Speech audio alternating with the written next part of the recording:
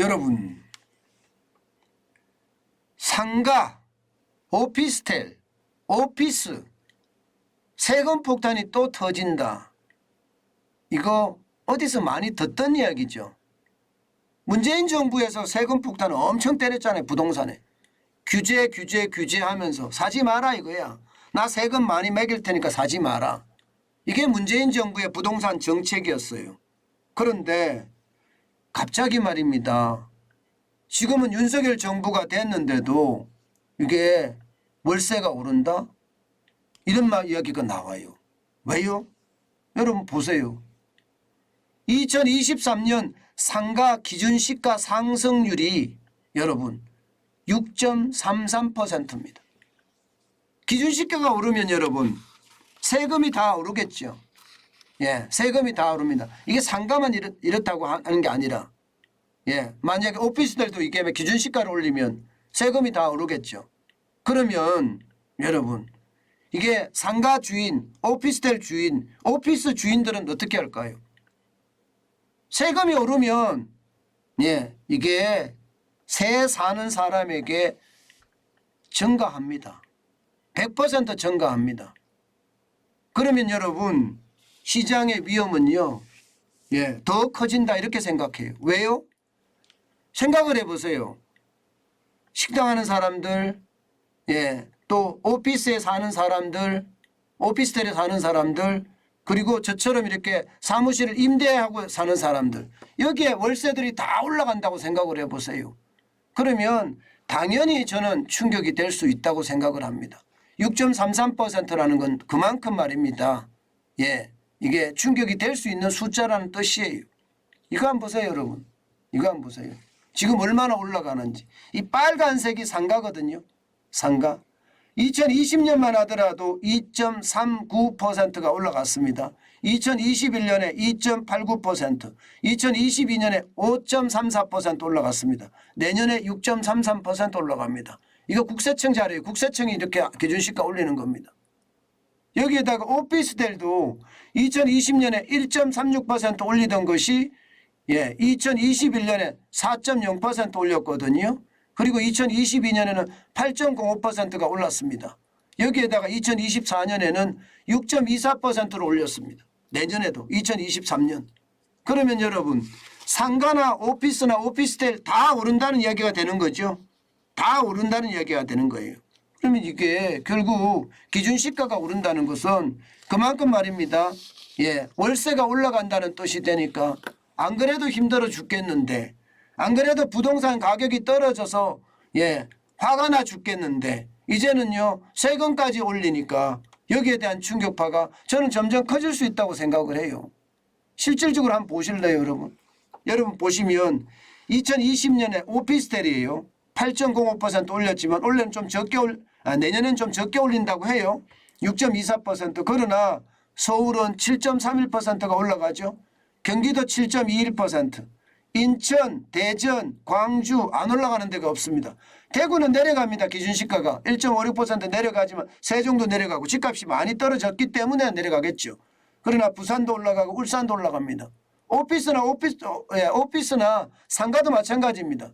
상가는 오히려 말입니다. 올해 6.33%. 결국 상가 가격 떨어질 수밖에 없다. 이렇게도 생각이 들죠. 아마 떨어질 가능성이 큽니다. 서울은 말입니다. 9.64%예요. 9.64%. 경기는 5.10%고요. 인천, 대전, 광주, 대구, 부산, 울산까지 다 오릅니다. 세종만 마이너스 3.1%예요. 결국 말입니다. 이 기준시가가 오르면 결국 말입니다. 세금이 오르는 거고, 세금이 오르면 결국 세입자에게 증가하게 되고 그 증가의 폭이 더 힘들어지는, 예, 자영업자든 서민이든 중산층이든 더 힘들어지는 그런 사태가 벌어질 거다 이렇게 생각을 하고요. 여기에서 우리가 초점이 하나 있습니다.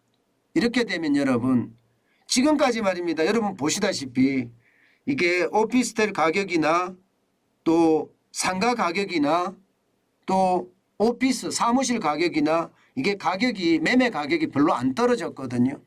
이렇게 계속 올리면 안 그래도 부동산이 떨어지는 와중이기 때문에 아마도 떨어질 거예요. 아마도 떨어질 겁니다. 게다가 상가 임대차 계약 같은 경우는요. 기본적으로 10년이잖아요. 10년. 그죠? 예, 오피스도 마찬가지 10년입니다. 여기는 본인이 들어온다고 하더라도 안 나가도 괜찮습니다. 이거 1년에 5%밖에 못 올리게 돼 있어요. 이게 법이에요. 법. 예, 이게 법으로 하면 무조건 버틸 수가 있습니다. 예, 임대료만 안 밀린다면. 그런 상황을 감안했을 때는 여러분 결국 말입니다.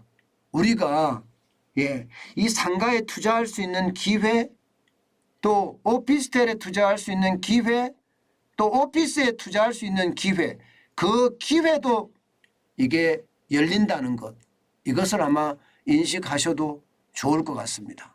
특히 상가는요 위험성이 굉장히 크다고 이야기하지만 지산이라고 하나요? 지식산업센터 말입니다. 지식산업센터는요 한 번쯤 고민해 보는 것도 나쁘지 않습니다. 지금은 아직은 아닙니다. 지금은 아니지만 시간이 지나면서 지식산업센터 지산이라고 이야기하는 거 대출도 많이 해주기 때문에 한 번쯤 고민해 보는 것, 아직은 아니지만 임장을 해보는 것도 나쁘지 않다. 게다가 상가도 떨어질 거예요. 결국은 지금 이미 떨어지고 있고요. 그러면 내가 자영업을 계속해야 된다 했을 때 자가 자영업을 하는 게 좋다고 이야기하잖아요. 자가 자영업을 하는 게 결국은 성자가 되거든요.